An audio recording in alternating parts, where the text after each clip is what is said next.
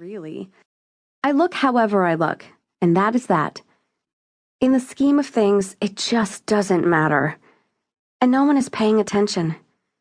However, I do indeed look bananas.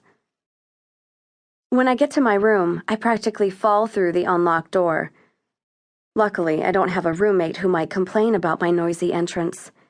She moved out a few days ago, presumably to go live with someone less catatonic, so the double is now all mine. I don't blame the poor girl. If you're going to be trapped on a relatively small campus outside of Madison, Wisconsin, it's best to surround yourself with cheerful people. I walk through the dark room, stub my toe on what I'm pretty sure is an anthropology textbook, and collapse onto the futon. Oh, the irony of my having replaced my dorm-provided single bed with a full-size futon. Anyone seeing it might imagine I was the type to bring home boys.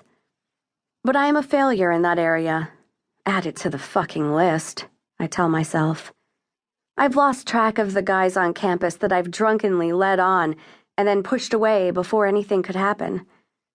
The thought of someone's hands on my body makes me want to retch. This is not normal, I understand that. Which is why I always have that moment when I'm drunk and the idea of fun, no-strings sex seems like a bright idea. For God's sake, if I could ever go through with it, I'd be in good company. Plenty of other 21-year-olds were making walks of shame home in the wee hours of the morning. I've heard those supposedly shameful nights retold, with plenty of laughs and sordid details.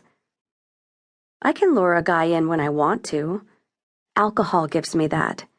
And boys respond, although I have no idea why. It's natural to want to connect with other people, I guess. Except I don't want to, not really. Which must be why I don't have any real friends. But I drink and play the role, holding out hope that self-fulfilling prophecies exist, and that I might make a connection and feel whole again if I pretend long enough. The act is fun for me initially, yet leaves me even worse off by the end of the night, when reality hits and my intolerable loneliness engulfs me. I know it's not especially smart to lead guys on and then bolt the minute they try to touch me. But I have my strategies. I often mumble something about being a virgin, a revelation that effectively puts a damper on most guys' interest. Discovering this did sort of amuse me. I'd have thought guys would like the idea of being a girl's first. No pressure to perform acrobatic-style maneuvers and whatnot, since I wouldn't know any better.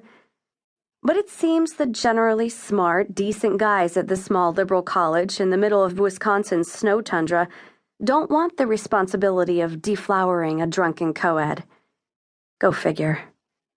Either way, I make sure nothing physical ever happens, despite my fervent desire to find an escape, however temporary.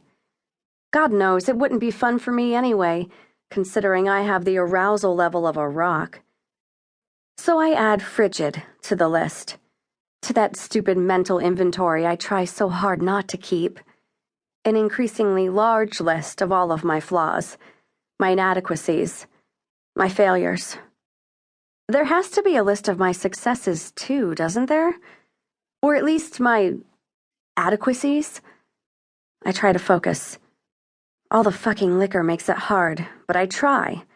This is important. I'm a not terrible student. I shower regularly. I know a lot about tides.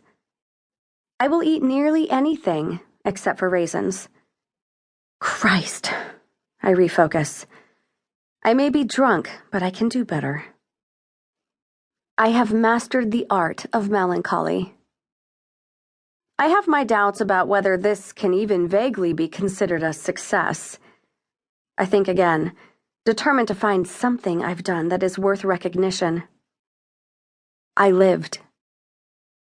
The laugh that escapes my lips is awful, and the bitter sound echoes throughout my sparse room. I'm a regular fucking Harry Potter, I shriek.